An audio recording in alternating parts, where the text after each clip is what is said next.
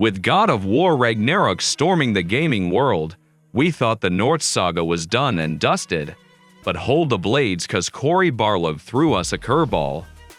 Yup, more Kratos adventures are brewing.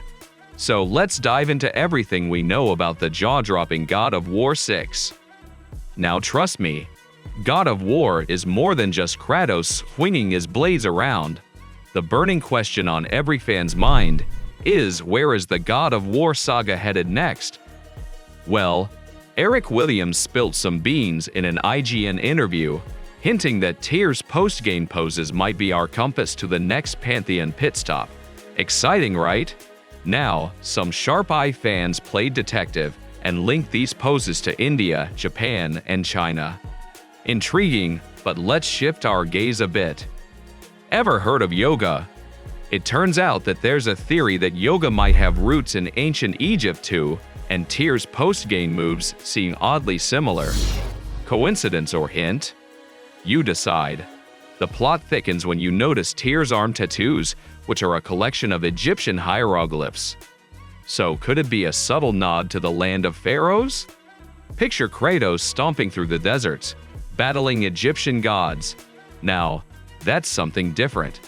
Now, let's rewind a bit. When the geniuses at Santa Monica Studio were cooking up God of War 2018, they were torn between two epic settings, Egypt and Scandinavia. They even whipped up a teaser for Egypt, giving us a peek into what could have been. But why the change? Well, the Norse setting fits like a glove for the story Cory Barlog wanted to tell. It offered Kratos more isolation from the Pantheon, weaving a tale of gods and titans that captivated us all. So if Egypt gets the green light for God of War 6, it's like a revisit to an old concept art gallery, a treasure trove of ideas saved up for the right moment. But let's not stop there. Egypt might not just be about revisiting old concepts. It could be the key to unlocking some mysteries. Take Thoth for instance. A bit fuzzy in the Fallen God comics, right? Choosing Egypt as the next setting might unravel his involvement in the story, giving us some much-needed clarity. And don't forget the artifacts. In Ragnarok, Kratos becomes a bit of a collector, grabbing goodies from different cultures.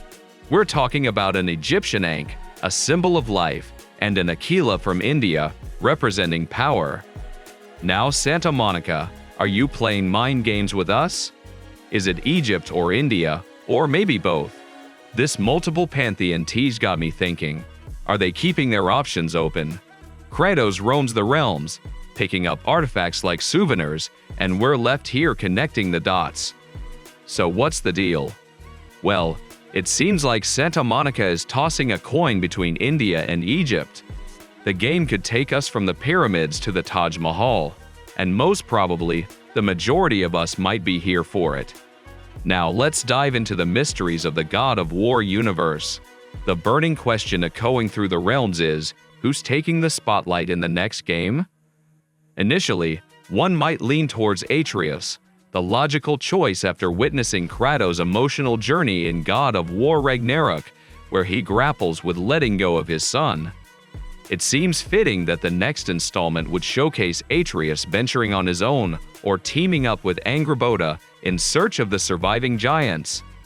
But hold on, because Adam J. Harrington, the voice behind Sindri, might have let slip a tantalizing nugget in an interview with Gaming Madness. Brace yourselves, there's talk about a potential game featuring Faye, Kratos' late wife. Alright, let's rewind a bit to the subtle hints dropped in previous games. Faye's presence lingered in God of War 2018, and her name echoed in God of War Ragnarok. Now, imagine if Faye isn't as departed as we assumed. The interview tipped us around the possibility of Faye making a comeback, but the format remains uncertain. Could it be a game, comic, or novel? A tip of the hat to the Midgard Chronicler for breaking this story, but the buzz is real. Faye might be gearing up for a return, stirring excitement among fans. Now, let's get to another question.